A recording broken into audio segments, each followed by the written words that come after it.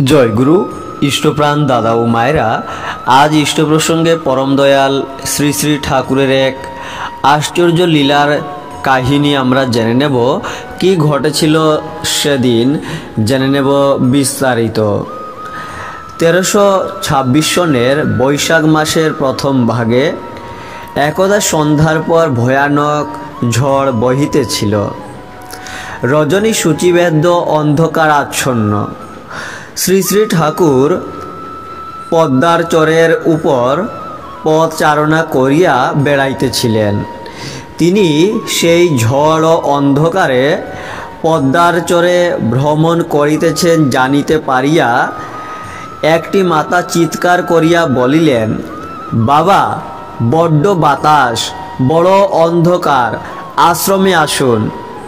তিনি বলিলেন, অর্থাৎ ঠাকুর বলিলেন, তুই যা, আমি এখন যাব না। রমণী বলিলেন, বাবা, বাড়ি আসুন, বড় অন্ধকার, বড় ঝড় হচ্ছে, আপনি বাড়ি আসুন বাবা। এবার শ্রী শ্রী ঠাকুর উত্তর করিলেন না। তখন দেখিতে পাওয়া গেল পরম দয়াল শ্রী শ্রী ঠাকুরের শরীর হইতে এক প্রকার গোলাপি রঙের আলো বা জ্যোতি নির্গত হইয়া বহুদূর বিস্তৃত হইয়া পড়িতেছে। আলো আকাশ হইতে মৃত্তিকা পর্যন্ত এবং পদ্মা নদীর এপার হইতে অপার পর্যন্ত বিস্তৃত হইতেছিল। সে আলোতে ঘরবাড়ি রাস্তাঘাট আলোকিত হইয়া সুস্পষ্ট দৃষ্ট হইতেছিল।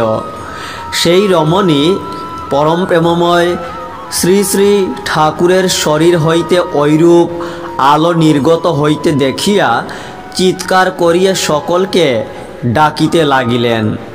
শ্রদ্ধেয় অনন্ত মহারাজ ও শ্রীযুক্ত দুর্গানাথ সান্যাল মহাশয় চিৎকার শুনিয়া সেই স্থানে গমন করত সেই জ্যোতি দর্শন করিলেন। আরও কোনো ব্যক্তি দূর হইতে সেই আলো দর্শন করিয়াছিল জানা গেল। সেই জ্যোতি প্রায় সিকিক ঘণ্টাকাল প্রকাশিত ছিল। যাহারা সেই জ্যোতি দর্শন করিয়াছিল তাহারা আশ্চর্যান্বিত ও স্তম্ভিত হইয়াছিল। পরদিনেই হেমায়পুর গমন করিয়া সেই ঘটনার বিষয় অবগত হয়েছিলেন লেখক ব্রজগোপাল দত্ত রায় নিজেই। তিনি এই ঘটনাটি লিখেছেন শ্রী শ্রী ঠাকুর অনুকূলচন্দ্র নামক গ্রন্থে। জয় গুরু।